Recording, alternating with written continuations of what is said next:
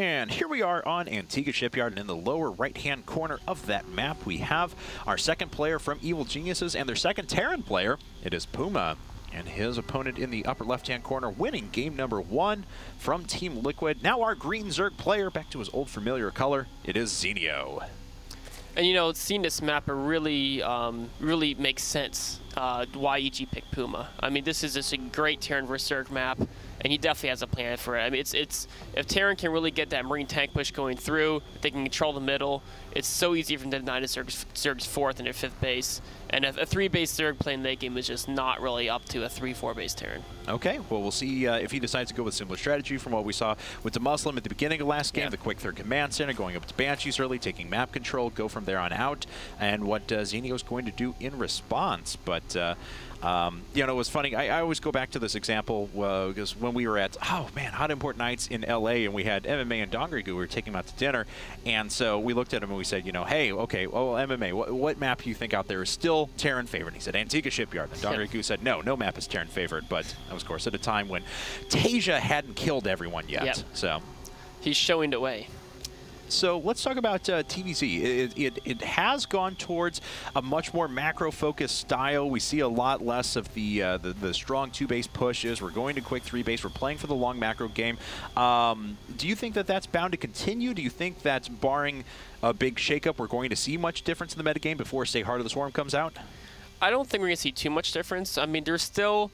We're going to see every once in a while people will throw in these weird rushes. Like, we still see the Koreans like to mix in, every several games they'll mix in Marauder Hellion all in. Oh, yeah, and if the Zerg's not ready, he'll catch them. And same with the Zerg. The Zerg will mix in Roach Bane and Bust. They'll mix in things like that. But those are more, you know, catch them by surprise builds. Okay. For your solid build where, like, they can scalp me, I don't care, I'm still fine, it's definitely going to be 3+ base play, just because any type of, like, late 2-base timing, the Zerg has creep everywhere with their extra queens they build now, and with that much creep, you know, you can't go deep into creep or Banings will kill you, and if you try to, like, sit outside and slowly push it, by the time you get in, they're going to, you know, their extra economy will have paid off, and you'll just be vastly outnumbered. Okay, that makes a lot of sense. PuMa actually already doing something a little bit strange. Decides to go command center first into gas, so actually taking that before his barracks. Going to be a really fast Hellion build, most likely, right after this barrack. Yeah. Oh yeah, he'll have exactly that amount of gas needed as soon as this barracks finishes up. So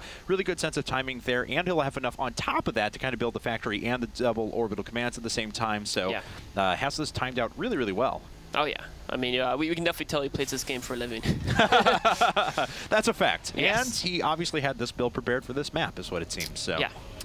All right, and there we have it. Two orbital commands, factory coming down all at once. Likely see that reactor here momentarily. And Zenio, again, going for that very fast speed build. So I think this is Zenio's, maybe it's just his style, his way of dealing with Hellions, and maybe putting a little bit of fear into Terrans, because he does have a reputation of someone who is willing to throw in these very aggressive plays. And so if he opens every game with speed, then his opponent will have to be afraid every game. And even like last game, he didn't do anything with it, right? Right. But he still just, you know, he makes his opponent kind of be on the back foot. Maybe his opponent is going to have to play a little more defensively, maybe get an extra bunker, go for tanks faster.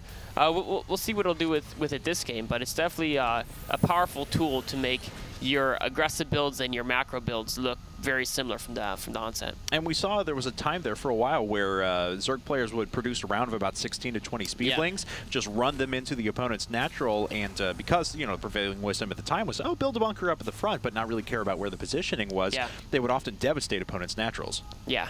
And then we saw some Terrans start to do really funky bunker positioning behind the minerals and stuff. Yep. And now we see, I mean, PuMa's almost just figuring, I'm going to get Hellions out fast enough that I'm not even going to get a bunker in the first place. Yeah, and that's exactly what's happened. I don't believe he's made... Okay, he's made 1 Marine. I apologize. So, and it's actually there. It's our little advanced scout. But you got to have 1. I mean, just to kind of hang around and make the SCVs feel safe. Yeah. Well, these Zerglings aren't going to get in and see anything, which is actually even with really the nice. Speed, the Hellions were able to nail those Zerglings with some great micro by PuMa. And Zenio's taking a 3rd base now in response. Immediately puts that in when he doesn't have the scout down. PuMa, of course, going right up into Banshees, but before... he decides to put down a 3rd command center. So Banshee's already hitting. Doesn't have enough for Cloak at the moment, and I wouldn't say it's likely that he'll go into it afterwards, but we'll find out maybe when it gets to 200. Yeah, it's going to be interesting. Maybe if he kills the Overlord and then starts it, he can try to trick the Zerg into not getting spores, because generally Terrans will get it early. Right. So if the Overlord sees it, he'll just assume it's never going to happen. And it may be a ploy, but, you know, on the other hand, he may just save that gas for, you know, might go double eBay, might try to go to the tanks a little faster. We'll see what he has in mind for that pretty soon. Zenio going for the same build, or the same strategy in terms of queens that we saw last time. And 4 queens and building a 5th when he sees Banshees. And the Evo Chamber is almost exact same time. I mean, he has this build down to the 2nd pretty much. Well, the Spore Crawlers are taking shape at the moment. Not even a feign of Cloak for now. And PuMa's going to advance with a few Hellions. But, of course, with the already very good creep coverage and Queens up at the front, not going to get a lot done. No, and if he did go into that 3rd, he definitely would have been trapped there. And so here is a delayed Cloak, an interesting idea. And the thing is that many Zerg players would skip the Spore Crawlers when they figure the Terran's not going to get Cloak. So this is kind of neat. I mean, maybe he's going to try to catch the Queens might be off guard, so they'll all be centralized to help defend the spine, and then Cloak Banshee with these Hellions can definitely take out a number of Queens. If these Hellions stay alive. Yeah, if they stay alive. I mean, that was actually pretty decent micro at first from Zenio to keep the hurt Queen alive. And actually he's taken out a couple of the Hellions as well. 2 of them have fallen, which is nice because, I mean, it all adds up. The difference between 8 and 10 Hellions shooting a Queen can make a big difference. Oh, and PuMa, double armory. Interesting move. He's actually going to opt for mech play most likely here. Yes, he is. We'll probably see factories number 2 and 3 once he finishes his Banshee production and gets those out there. A little bit supply blocked at the moment, putting down a couple of supply depots for now, so. Yeah, I think he actually hid that 2nd Banshee, had it rally backward, and I think he was planning to wait for a 3 and Cloak before he went. But unfortunately, the 3rd one didn't get started because of that supply block, so he's going to go with 2. But even 2 with Cloak with the Hellion support can definitely tear up this front defense. Or he's going to go straight for the main. They are revealed initially by that Overlord, so don't see any additional Spore Crawlers getting put down in response. We do have a few Zerglings on the way, but that's pretty much all the production from PuMa as he saves up for, or as he finishes his layer tech and gets his upgrades. Yeah. Those upgrades are started later than they were in the first game. Maybe it's, you know, he was a little bit busy microing in front against the Hellions, or maybe just want to get a few more drones than he did in the first game. And a few drones are actually popping out. And just 1 worker killed once again. But we saw a slow start to workers killed in the last game, and then ended up that 1 million were killed. Oh, revealing the Cloak, but there is another Spore Crawler in that natural Overseer being spawned. But using the Banshees chase the front defense away, which let the Hellions get in, which is the whole point of this. Meanwhile, Micron, if you can focus on those Banings, the Zerglings will surely fall fast. Oh, but a great surround by Zenio. Yeah, gets a good surround, and one of the Banelings connects as well. Deals out splash damage to 2 or 3 of those units there. And 1 Banshee is going to fall. PuMa does kill a Queen, but certainly not getting all the damage done that he wanted to. No, not really worth it. I mean, I think he was really hoping to get in there, kill a lot of Queens, and maybe even get some drone kills, but that Zergling surround really put an end to his plans there. Doing a nice job at sitting in a sweet spot here and picking off a few additional workers. He's up to 6 workers killed, but don't forget, in total he's lost about 10 Hellions. He's lost a couple Banshees. He's had to invest in Cloak. He's delayed all of his other production structures and 3rd base. So we'll see if that's going to be worth it for him. But he is Banshee is definitely the hero. Yes, yes it is. It's his only saving grace, really. But PuMa does decide to put down a 4th base as well. Just wants to catch up in economy. Yeah. Doing a lot of upgrades at the same time, getting both the mech upgrades, siege mode, blue flame, more factories. He's definitely doing a lot of investment right now, and maybe, you know, if he can stay strong over the next 3-4 minutes, this investment's going to pay off hugely. The only question is, what can Zenio do to interrupt that investment, or is Zenio going to play, you know, greedy himself and try to make a lot of macro investments of his own? Well, he does have 8 mutas popping with +1 upgrades, so that's the way he's going to try and get in and punish. Now, usually mech players, of course, will put up a ton of missile turrets because they have limited anti-air capabilities, but it's not really that stage of the game where PuMa's going to put a ton of those up yet. So yeah, he's just starting them right now, and I think they're almost perfect time. They should finish just as the mutas come in. And that's how you can tell a veteran player. I mean, some people build them early, but the earlier you build them, that's money out of your bank earlier, whereas PuMa's got this time down just perfectly. The Thors are out, and I mean, by the time the mutas get there, they will be finished.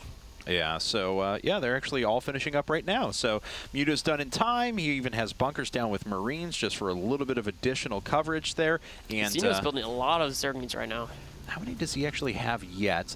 Already 48 on the field with an additional 38 on the way. So that is a lot of Zerglings. And now, he might be gearing up for this 2-2 timing that I was thinking he might be going for last game. He is starting a 4th, but it's more of a, you know, he might just use it as a macro hatch because it's non-stop Zerglings coming out of those hatcheries. Well, this is going to be a quite strong attack making its way out, and does PuMa have enough sitting at the back? Not a lot of AoE. In fact, not a single tank on the field. All Hellions and Thors and, well, a couple trapped Thors at that. He does have 2 reactors on the factories, though, and this, you know, predominantly Zergling type push, I don't think is really going to do too well against Bluefin Hellions. Zenio might have figured out that he's running into mechas, now he is building that Roach Warren, but he's still invested in so many Zerglings. Yeah, we can see them all streaming across the map. 96, now 100 on the field, but you see how quickly they die to Blue Flame Hellions. 3 just disappearing instantly. Okay, so here come the...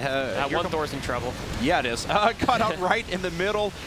So all the Zerglings are going to be able to get in a position. Will they be able to get the surround they need, though? PuMa actually falling back to a more defensible position is able to take out a lot of Zerglings right away without losing too many of his Hellions quite yet. Nice job to actually fire out a few of the Banelings, but what's happening up at the front? The Mutalisks cleaning up, along with the aid of those Zerglings, the rest of the Thors.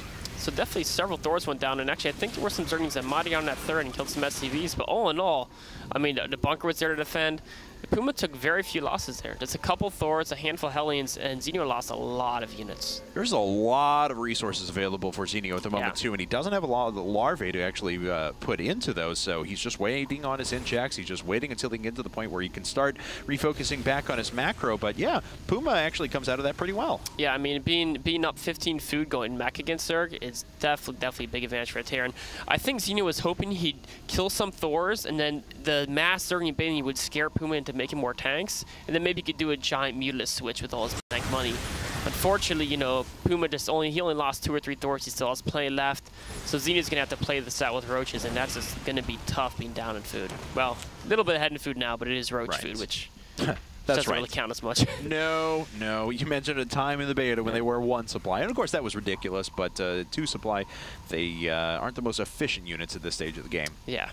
All right, well, that's a fair Zergling, Baneling, Roach force popping out now. There's only 2 mutas left, and he hasn't reinvested into his heir at all, which, of course, has allowed PuMa to do nothing but put down a ton of forces on the ground. Hasn't had to put up a ton of units himself. That's a really cute supply he put to stop those Thors popping out on the wrong side.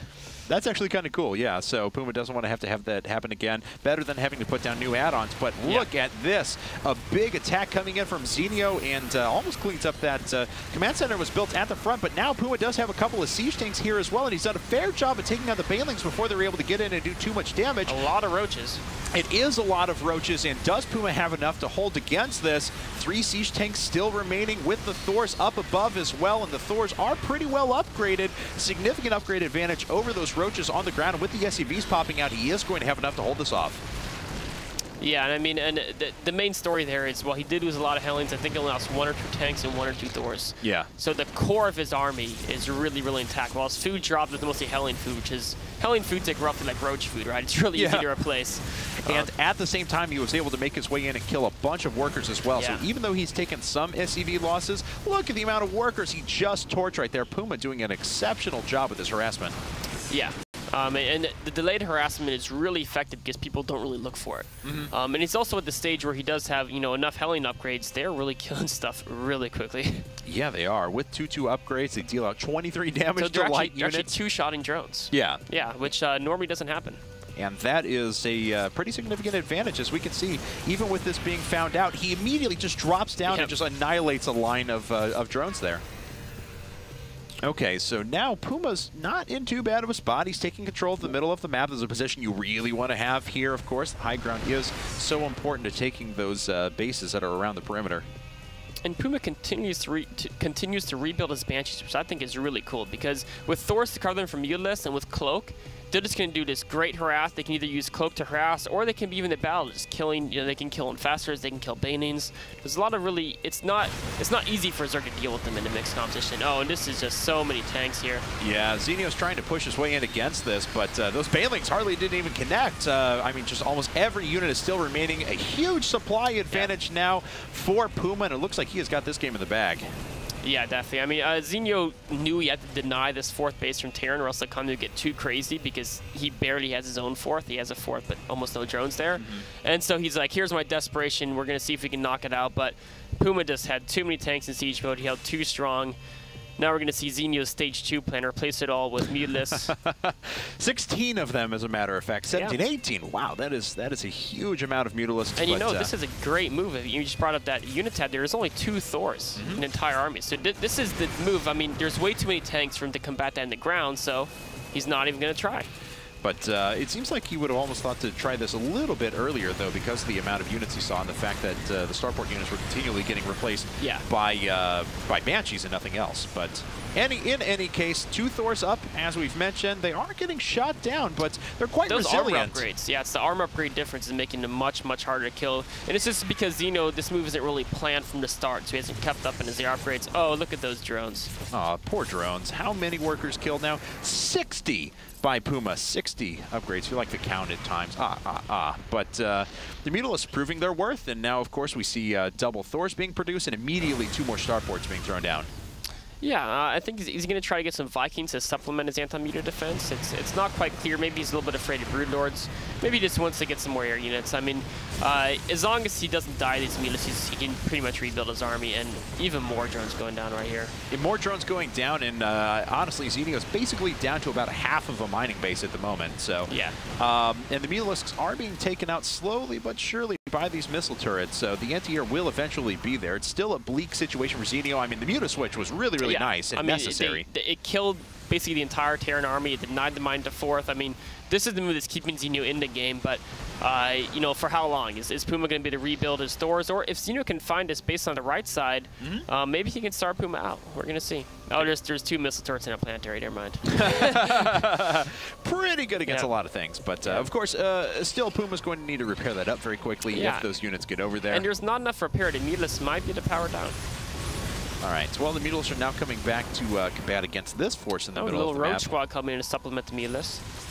Because he did kill all the tanks, so these roaches are going to help a lot against those Thors. Yeah, just 2 tanks on the field. There were a ton before. Zenio doesn't even want to fight it, though. That is actually going to be GG, so PuMa takes game number 2 for Evil Geniuses. We are all tied up 1-1. All right, and very good game there, and it looks like up